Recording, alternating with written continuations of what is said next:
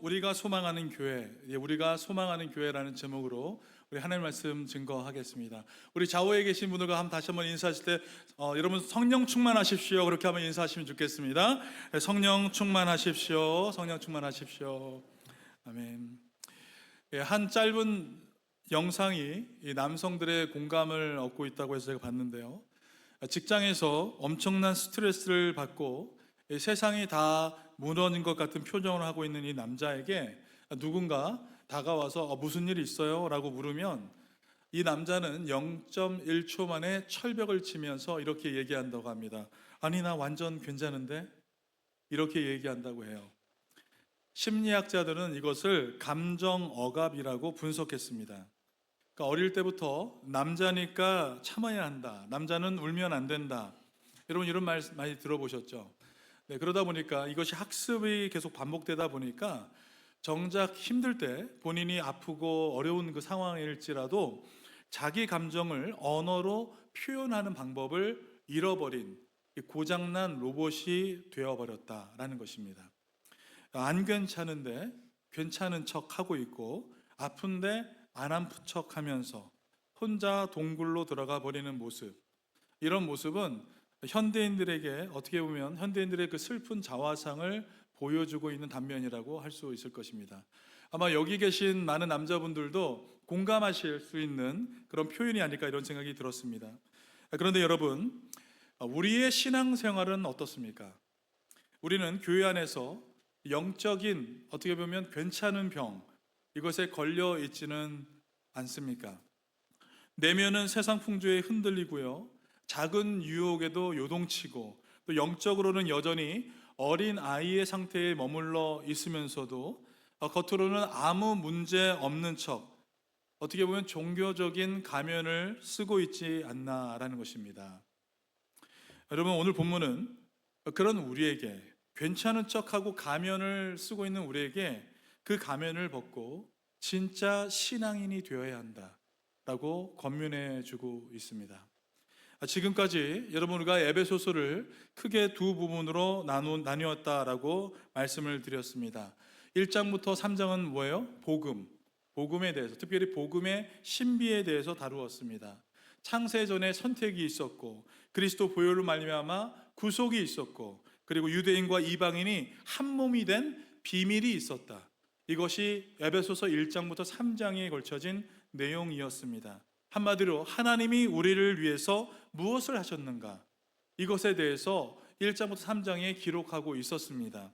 자, 이제 우리가 살펴보는 4장부터 6장은 그 은혜를 입은 사람들은 어떻게 살아야 하는가, 새로운 생활에 대해서 다뤄주고 있다 말씀드렸습니다.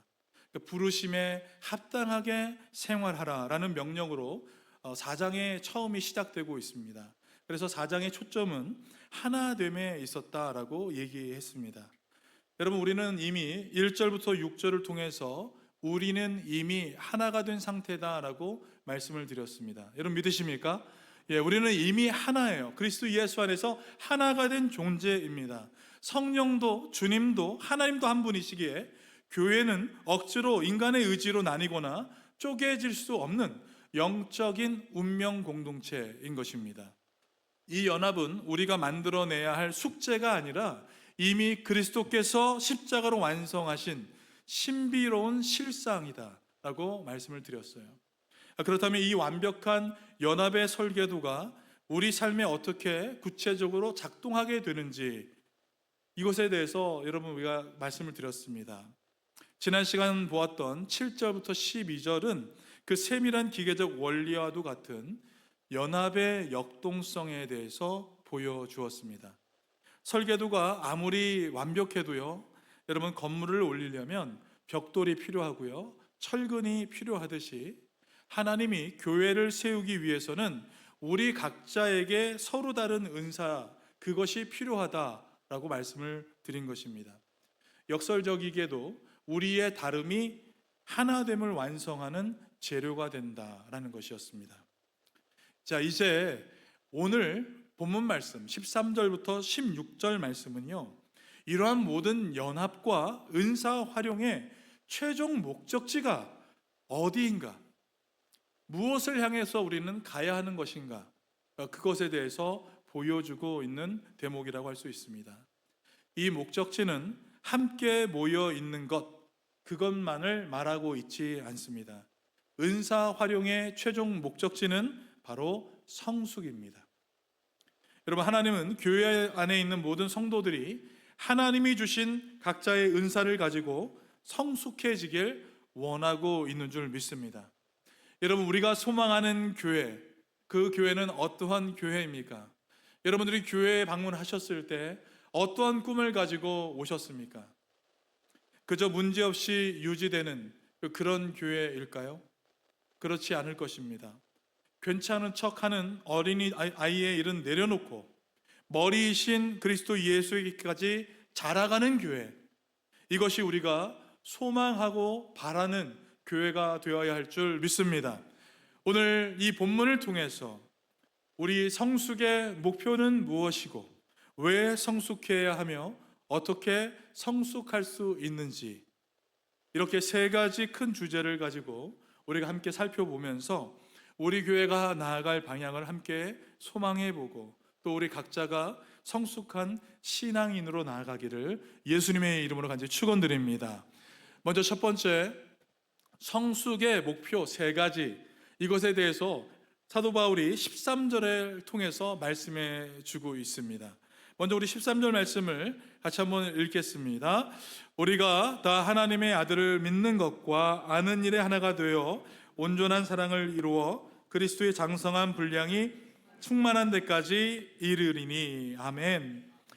여러분, 사도 바울은 우리가 마침내 이르게 될 그 지점, 우리가 신앙생활을 하면서 마침내 이루게 될 그 지점에 대해서 지금 얘기해 주고 있어요. 여러분, 이 지점은 결코 우연히 도달하는 정거장을 의미하는 것이 결코 아닙니다. 여기서 이르리니, 마지막 단어 이르리니, 이 카탄타오라는 단어는요, 거친 풍랑을 뚫고 항해하던 그 배가 마침내 약속된 항구에 닻을 내리는 순간, 이런 의미가 있고, 또는 질서정연하게 행진하던 군대가 마침내 최고 사령관 앞에 서게 되는 장엄한 입성을 의미하는 단어입니다. 마침내, 이르리니, 들어가는 것이에요. 시간이 흐르면 저절로 주어지는 자연적인 어떤 결과가 아니라 우리 모두가 그리스도의 장성한 분량이라는 명확한 목적지를 향해서 의도적으로 경주하면서 도달해야 할 영광스러운 최종 종착지에 대해서 사도 바울은 말해주고 있는 것입니다. 여러분, 우리 모두가 도달해야 할 세 가지 성숙 목표 한번 살펴보겠습니다. 첫 번째는 인격적 통합을 우리는 이루어야 한다 얘기해주고 있습니다. 바울은 성숙의 첫 단계를 하나님의 아들을 믿는 것과 아는 일에 하나가 되는 것이다 라고 설명했습니다. 여기서 아는 일은 단순한 정보를 습득하는 것이 아니라 주님과 깊이 있게 사귀면서 닮아가는 주님의 인격을 체험하는 것을 함께 의미하는 것입니다. 여기서 뜨거운 마음과 뜨거운 믿음과 냉철한 지식, 뜨거운 믿음과 냉철한 지식이 분리된다고 생각될 수 있어요. 그런데 여러분, 이 두 개 중에 한 곳이 치우치게 되면 우리의 신앙은 밸런스를 잃어버리게 되는 것입니다. 믿음만 강조하고 바른 지식이 없으면 어떻게 될까요? 교회는 맹목적인 감정주의에 빠져버리게 됩니다. 그래서 신비주의나 어떤 열광주의의 포로가 되기 쉽습니다. 반대로 교회가 머리로만 아는 지식만 있고 가슴에 믿음이 없다면 차가운 지성주의와 교만에 빠지게 돼서 사람을 판단하는 날카로운 잣대를 가지게 될 것입니다.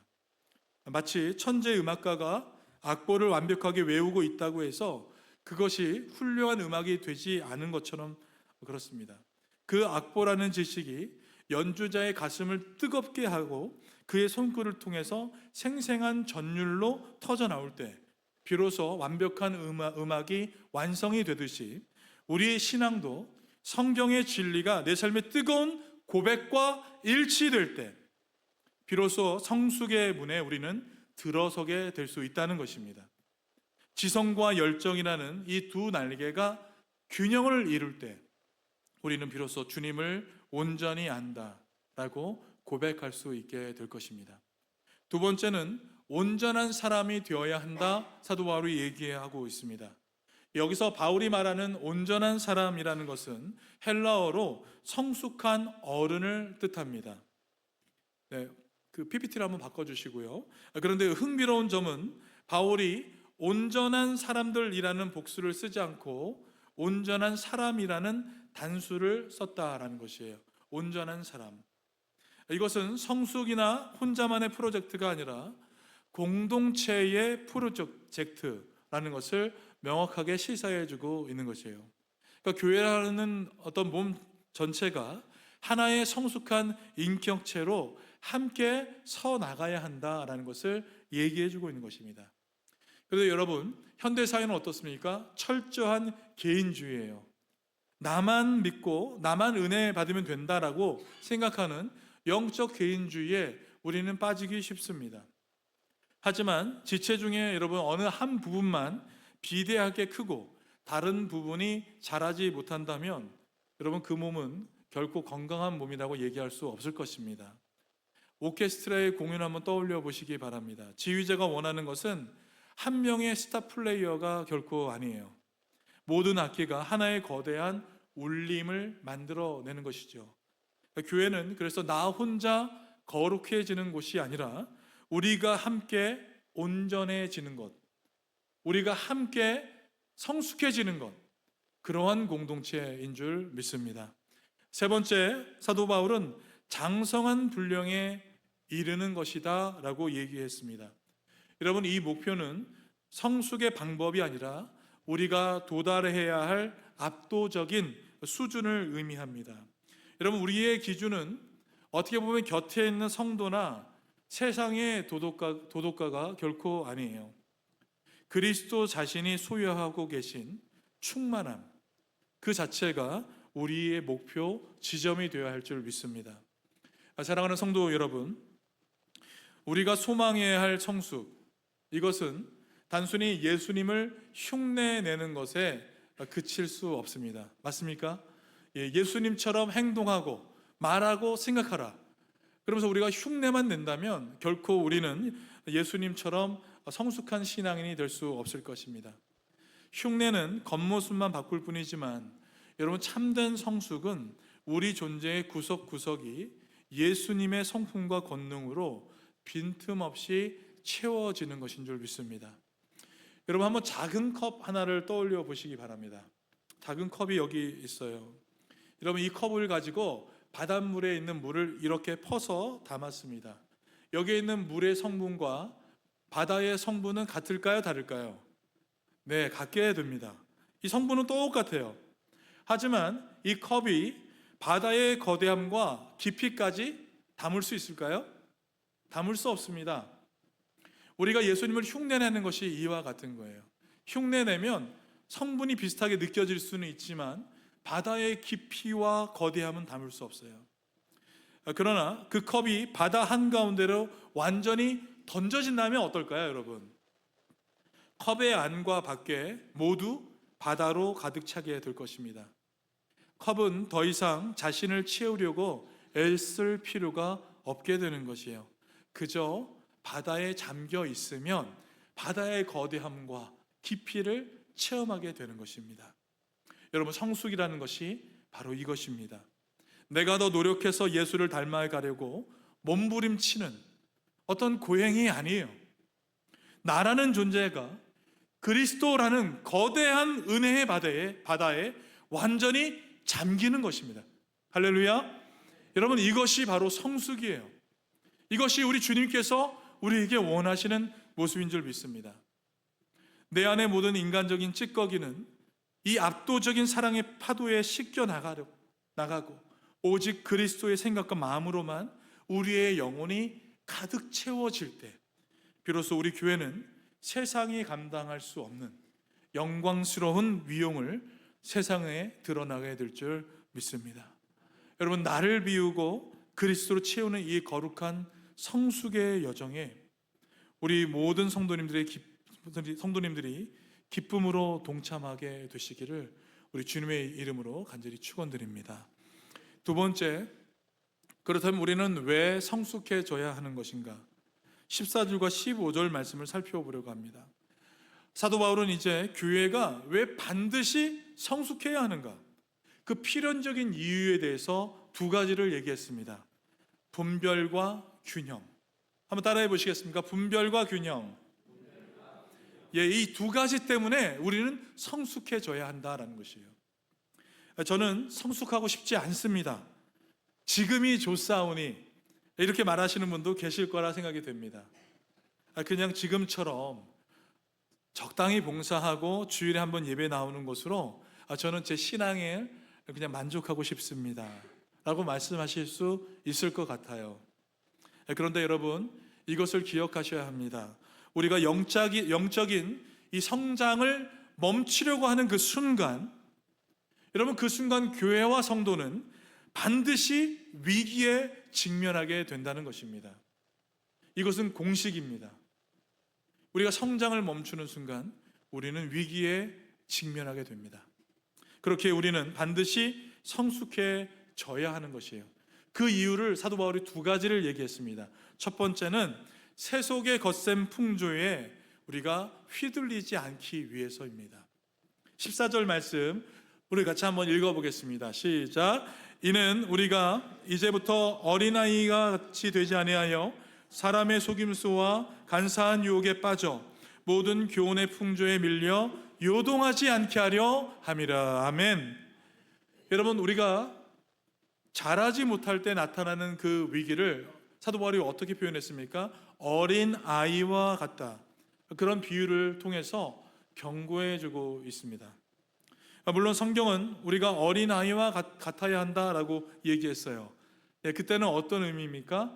어린 아이와 같은 순전함과 겸손함, 이것을 우리는 본받아야 한다 얘기했습니다. 근데 지금 사도 바울은 반대로 얘기하고 있어요. 또 다른 면을 얘기하고 있는 것이에요. 어린아이가 가질 수 있는 위험함에 대해 얘기하고 있습니다. 어린아이의 가장 큰 위험한 특징 무엇일까요? 요동함이에요. 어디를 어떻게 가야 하는지 모르고요, 무엇이 선하고 옳은지 몰라요. 분별할 수 없는 상태, 그것에 대해서 얘기하는 것입니다. 그래서 여기서 바울은 두 가지 생생한 묘사를 통해서 설명해 주고 있습니다. 하나는 폭풍우 치는 바다 위에 떠 있는 작은 배처럼 파도에 밀려서 이리저리 흔들리는 모습이고요, 또 하나는 이리저리 바뀌는 바람에 의해서 방향을 잡지 못하는 돌고 있는 팽이의 모습을 보여주고 있습니다. 영적으로 성숙하지 못한 그리스도인들이 바로 이와 같다는 거예요. 자꾸만 이쪽으로 갔다 저쪽으로 갔다 흔들리며 살아가고 있다는 것입니다. 변치 않는 진리에 어떤 이 확신에 뿌리를 내리지 못하고 있기 때문에 가장 최근에 들은 설교나 유행하는 신학적 견해에 우리의 마음을 쉽게 빼앗기게 되는 것이에요. 새로운 책이나 자극적인 가르침이 나타날 때마다 마치 팽이처럼 그 방향으로 휩쓸려 버리게 되는 것입니다. 결국 사람의 속임수와 간사한 유혹에 우리는 무방비로 노출될 수밖에 없다는 것입니다.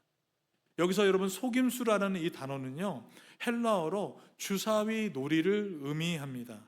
사기꾼들이 주사위를 교묘하게 속여가지고 조작해서 상대를 속이듯이 세상은 온갖 가짜 진리와 유혹으로 우리를 계속해서 속이려고 한다라는 것입니다. 여러분, 그렇기에 우리가 영적으로 단단히 자라지 않으면 우리는 이 영적 사기극의 희생양이 될 수밖에 없다는 것이에요.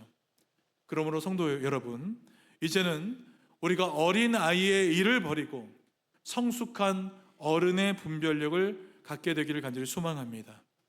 흔들리는 세상의 파도 속에서 사람의 속임수에 휘말리지 않도록 오직 진리의 말씀 위에 여러분의 신앙을 견고히 뿌리 내리시기를 간절히 소망합니다. 우리 모두가 이 속이는 자들의 손길이 닿지 못하는 그리스도의 장성한 분량까지 멈추지 않고 함께 자라가길 우리 예수님의 이름으로 축원드립니다.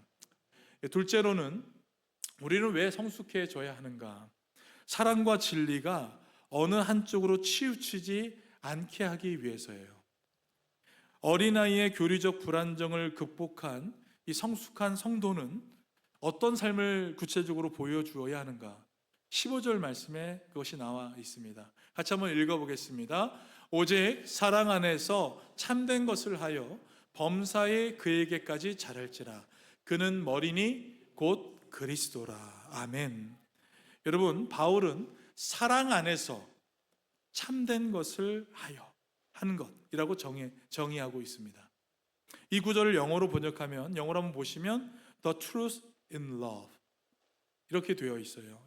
근데 단순히 참된 말을 하는 것을 넘어서는 것이죠. 넘어서서 진리를 유지하고 살고 행하는 것, 이 모두를 포함하는 역동적인 개념이라고 우리가 뜻할 수 있습니다. 참된 성숙이라는 건 무엇이에요? 진리와 사랑, 이 두 가지가 어느 한쪽으로 치우쳐지지 않고 완벽하게 결합될 때 일어나게 된다는 것입니다. 진리와 사랑이 밸런스를 이루어서 함께 완벽하게 조화를 이루는 것, 이것을 가리켜 성숙이라고 하는 것이요. 여러분, 만약 우리가 진리만을 강조하고 사랑이 없다면 무서운 율법주의자가 될 것입니다. 이단의 냄새만 나면 눈에 불을 켜고 전쟁을 준비하지만 정작 형제를 품어줄 따뜻한 그 가슴은 사라지게 되는 것이에요. 그래서 교회 안에 용납이 사라지게 되는 것입니다. 가정 안에도 여러분 마찬가지 아닙니까? 남편과 아내가 서로 잘못된 것만 사랑 없이 이 기준만 가지고 바라본다면 언제나 분란만 일어나게 되는 거예요. 너 그때 그랬잖아. 나한테 이렇게 했잖아. 그랬잖아. 용납이 없고 진실만이 있다면 우리 모두는 상처받게 될 것입니다. 여러분, 진리가 사랑으로 부드러워지지 않으면 그것은 사람을 공격하게 되는, 또 정죄하게 되는 딱딱한 흉기가 될 것입니다. 반대로 우리가 사랑만을 강조하고 진리를 잃어버리면 어떻게 될까요? 이것은 비겁한 타협이 될 것입니다. 관계를 깨뜨리지 않기 위해서 계시의 중심 진리까지 희생하면서 모든 것을 좋게만 보려는, 어떻게 보면 무른 신앙인이 우리는 되고 말 것입니다. 사랑이 진리로 견고해지지 않으면 그것은 감성적인 자기 만족에 불과하는 것이에요. 내 만족을 위해서 진리를 포기하게 되는 것이죠. 여러분, 우리가 성숙하지 못하면 우리는 반드시 이 세상에 속아 넘어가게 될 것입니다. 세상의 화려한 가르침이나 교묘한 유혹이라는 주사위 놀이에 우리 인생을 어떻게 보면 통째로 내어줄 수도 있는 것입니다. 그러므로 여러분, 우리 모두는 그리스도 예수 안에서 성장해야 될 줄 믿습니다. 할렐루야. 네, 우리 좌우에 계신 분들과 한번 인사하실 때 다시 한번 우리 함께 성장합시다. 그렇게 한번 인사하시면 좋겠습니다. 우리 함께 성장합시다. 아멘. 네, 여러분, 단순히 성경의 지식만을 쌓는 것이 아니라 어떠한 바람이 불어도 흔들리지 않는 진리의 뿌리를 우리는 깊이 내려야 할 줄 믿습니다. 또한 여러분의 입술을 돌아보시기 바랍니다. 여러분, 진짜 성숙한 성도는 어떤 성도예요? 자신의 입술을 지키는 성도입니다. 단순히 맞는 말을 해서 상대를 굴복시키는, 그래서 상처 주는 사람이 아니에요. 이런 사람은 성숙한 신앙인이 아닙니다.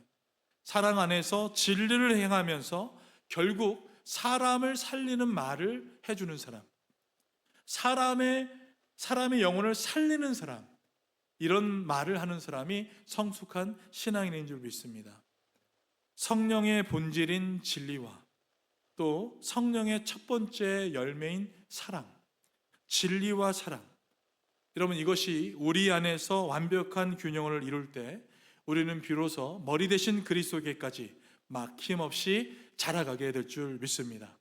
이 거룩한 균형을 이루어서 우리 교회가 세상의 거센 풍조 속에서도 흔들리지 않는 견고한 방주가 되어서 상처 입은 영혼들이 이곳으로 찾아와 진리와 사랑으로 치유받는 안식처가 되기를 우리 주 예수 그리스도의 이름으로 간절히 축원드립니다.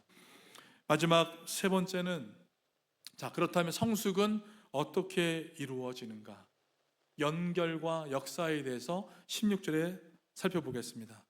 사도 바울은 교회가 어떻게 성숙에 도달할 수 있는지 그 구체적인 생리학적 원리를 16절에 이제 얘기해 주고 있는 거예요. 같이 한번 16절 말씀 읽어보겠습니다. 그에게서 온몸이 각 마디를 통하여 도움을 받음으로 연결되고 결합되어 각 지체의 분량대로 역사하여 그 몸을 자라게 하며 사랑 안에서 스스로 세우느니라. 아멘. 여러분, 성숙은 어느 날 갑자기 하늘에서 뚝 떨어지는 마법이 아니다라는 것을 보여주고 있어요. 지체들이 서로 긴밀히 소통하고 연결돼서 에너지를 주고받는 이 유기적인 관계를 통해서 성숙은 이루어지게 된다는 것입니다. 생리학적 원리 세 가지를 사도 바울이 얘기해 주고 있어요. 첫 번째 원리는 모든 성숙과 성장은 머리 대신 그리스도로부터 시작되어야 한다 얘기하고 있습니다. 바울은 교회를 차가운 조직이 아니라 살아있는 생명체로 얘기했습니다. 생물학적으로는 몸의 모든 명령과 에너지가 뇌에서 시작되듯이 교회의 모든 생명력 역시 머리이신 그리스도로부터 모든 것이 시작된다는 것입니다. 여러분, 우리가 자라야 할 목표도 그리스도이지만 우리가 자랄 수 있게 만드는 원동력 또한 우리 주 예수 그리스도이심을 믿으시기 바랍니다. 아무리 화려한 프로그램을 운영하고 많은 사람이 함께 모여 있어도 머리가 단절된 지체는 결코 성장할 수가 없는 것입니다. 그리스도의 주권과 주도권과 사역에 온전히 붙들려 있을 때, 그때만 비로소 교회는 스스로 자라가는 생명력을 갖게 될 줄 믿습니다. 두 번째는 성숙은 지체들 사이의 연결과 결합이라는 이 신비를 통해서 일어나게 된다는 거예요.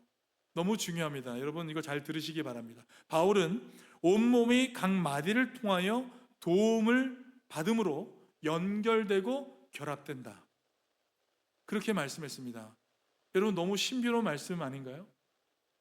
여기서 아주 성장의 중요한 원리가 들어가 있는 것입니다. 성장은 무엇입니까? 결국 개인의 뛰어난 능력으로 성장할 수 없다는 거예요. 나 혼자 뛰어니 월등하다고 성장할 수 없다는 것이에요. 성장한다 말하지 말라는 것입니다. 연결의 결과라는 것이에요.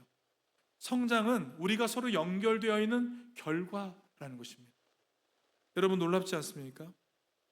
뼈와 뼈가 마디를 통해 연결될 때 여러분, 그 사이로 신경이 흐르게 되고요, 영양분이 공급이 되듯이 성도와 성도가 사랑의 관계 안에서 긴밀히 연결될 때 영적인 생명력이 비로소 흐르게 된다는 것입니다. 할렐루야.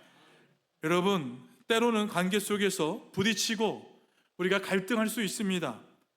그러나 서로를 다듬어가는 그 과정, 여러분, 그 과정 자체가 우리를 자라게 하는 통로가 되는 줄 믿습니다. 그래서 여러분, 우리는 함께 자라가는 공동체인 것입니다. 함께 자라가야 됩니다. 홀로 거룩해지겠다고 공동체를 떠나시는 분들이 간혹 계세요. 여러분, 섬처럼 존재하는 관람자 결코 성장할 수 없습니다. 우리는 어떻게 하든지 이곳에서 상처를 받아도 이곳에서 치유받아야 돼요. 이곳에서 함께 조율해 나가면서 용납도 배우시고 용서도 배우시고 사랑도 배우시고 원수를 사랑하는 것 이곳에서 배우세요. 그러면서 우리는 함께 성장해 가는 줄 믿습니다. 내가 누군가에게 마디가 되어주고 또 누군가의 도움을 받는 상호 의존의 신비 속에 머물 때 여러분, 교회라는 몸은 비로소 건강하게 자라나게 될 줄 믿습니다. 여러분, 우리가 가정도 무엇이라고 부릅니까? 작은 교회, 부르지 않습니까? 예, 여러분 가정 안에서도 마찬가지예요. 서로가 연결되어 있어야 돼요. 우리 이제 싸웠으니까 영영남이야 각방 쓰고 이렇게 하지 마시고요. 서로가 연결되어 있을 때 비로소 우리는 성장할 수 있게 될 것입니다. 가정이 하나님의 나라로 만들어지게 될 것입니다. 그러한 가정 또한 그러한 교회 되기를 예수님의 이름으로 간절히 축원드립니다. 셋째로는 모든 지체가 자신의 분량대로 역사할 때 교회는 비로소 완성된다라는 것이에요. 여러분, 우리 몸에 불필요한 영양분이 있을까요? 불필요한 영양소가 있어요? 네, 없습니다. 우리 몸에 기관은 하나도 불필요한 것이 없어요. 마찬가지로 그리스도의 몸된 교회에도 불필요한 성도는 단 한 명도 없습니다. 여러분 믿으십니까? 예, 우리 모두는 다 필요에 의해서 있게 된 것이에요. 바울은 각 지체의 분량대로 역사하여 그 몸을 자라게 하며 라고 표현했습니다. 어떤 이는 눈의 역할을 하시는 분이 있고 보이지 않는 곳에서 어떤 이는 마디의 역할을 하시는 분들이 분명히 있습니다. 중요한 것은 모든 지체가 자기 몫의 사역, 하나님이 맡겨주신 은사대로 우리가 움직여야 한다는 것입니다. 누군가 자기 역할을 멈추게 되면 몸은 마비가 오게 되는 것이에요. 그러나 우리 모두가 나는 없어도 되는 사람이라는 이런 미성숙한 생각을 벗어버리고 나에게 주신 작은 분량에 순종하고 또 역사할 때 교회는 사랑 안에서 스스로 견고하게 세워나가게 되는 줄 믿습니다. 결국 성숙의 끝은 여러분 무엇일까요? 성숙의 끝은 사랑이라고 말할 수 있습니다. 우리 16절 마지막 한번 읽어볼까요? 사랑 안에서 스스로 세우느니라. 같이 한번 읽겠습니다. 사랑 안에서 스스로 세우느니라. 아멘. 네, 이것이 성숙의 끝입니다. 여러분, 사랑이 없는 성장은 몸집만 불려버린 비대증일 뿐입니다. 머리이신 주님께 공급을 받고 지체들과 사랑으로 연결되어서 각자가 충성스럽게 사역하는 것, 이것이 바로 우리가 소망하는 교회 성숙에 이르는 유일하고도 확실한 길임을 믿으시기 바랍니다. 2026년 여러분, 우리가 새로운 예배 장소에서 이렇게 시작하게 되었어요. 여러분, 이 시작하는 우리 모두가 이 성숙의 원리를 따라서 우리 모두가 그리스도의 충만한 데까지 함께 성장하게 되기를 우리 주 예수 그리스도의 이름으로 간절히 축원드립니다. 말씀을 맺겠습니다. 여러분, 연통관의 원리라는 현상 들어보셨습니까? 아마 못 들어보신 분들이 많을 것 같아요. 산속에 한 작은 샘물이 있는데요, 신기하게도 바가지로 물을 퍼내면 물이 없어져야 되죠. 근데 퍼내는 족족 순식간에 다시 이 샘물에 물이 차오르는 것, 그런데 넘치지 않고 수평을 유지하게 돼요. 이것을 가리켜서 연통관의 원리라고 설명합니다. 아니, 물을 폈는데 물이 사라지지 않아요. 계속해서 순식간에 차올라요. 그런데 넘치지 않아요. 그 평행을 유지합니다. 여러분 놀랍지 않습니까? 눈에 보이지 않는 땅속 깊은 곳에서 거대한 수원이 이 작은 샘과 파이프처럼 연결되어 있어서 샘의 수위가 낮아지게 되면 수평을 맞추려는 자연의 본능에 의해서 거대한 수원이 물이 즉각적으로 이곳으로 공급되게 되는 거예요. 물이 빠지면 즉각적으로 공급돼서 수평을 이루게 하는 것, 이것이 연통관의 원리입니다. 사랑하는 성도 여러분, 성도의 성숙이 바로 이와 같습니다. 우리는 스스로 생명을 만들어내는 존재가 결코 아닙니다. 우리가 성숙할 수 있는 유일한 이유는 우리라는 이런 작은 샘이 그리스도라는 거대한 수원에 단단히 연결되어 있기 때문입니다. 내가 사역을 위해서 기력을 쏟아붓고 사랑을 위해 인내를 쏟아부을 때마다 여러분, 하늘의 수평을 맞추려는 하나님의 은혜가 우리 안에서 무한히 리필되게 되는 줄 믿습니다. 하나님의 은혜가 계속해서 우리 안에 샘솟듯 솟아나는 것입니다. 그래서 잔 스토트 목사님은 이렇게 말했습니다. 진리는 사랑으로 부드럽게 하지 않으면 굳어지고 사랑은 진리로 강하게 하지 않으면 물러진다. 여러분, 우리가 소망하는 교회는 어떤 교회입니까? 여러분들이 꿈꾸고 바라는 교회는 어떤 교회입니까? 단지 숫자가 늘어나서 건물이 화려해지는 교회는 결코 아닐 것입니다. 여러분, 그리스도라는 그 수원에 깊이 연결되어서 세상의 풍조에 흔들리지 않는 진리의 견고함과 형제를 살리는 사랑의 부드러움이 완벽한 수평을 이루는 교회, 여러분, 이것이 우리가 소망하는 교회가 될 줄 믿습니다. 마디와 마디가 연결되어서 사랑의 밀도가 높아지는 교회, 그러한 공동체, 그런 공동체가 우리 교회 공동체가 되기를 간절히 소망합니다. 사랑하는 여러분, 우리의 시민권은 하늘에 있습니다. 맞습니까? 네, 우리 자우에 계신 분들과 인사하겠습니다. 우리의 시민권은 하늘에 있습니다. 고백하겠습니다. 우리의 시민권은 하늘에 있습니다.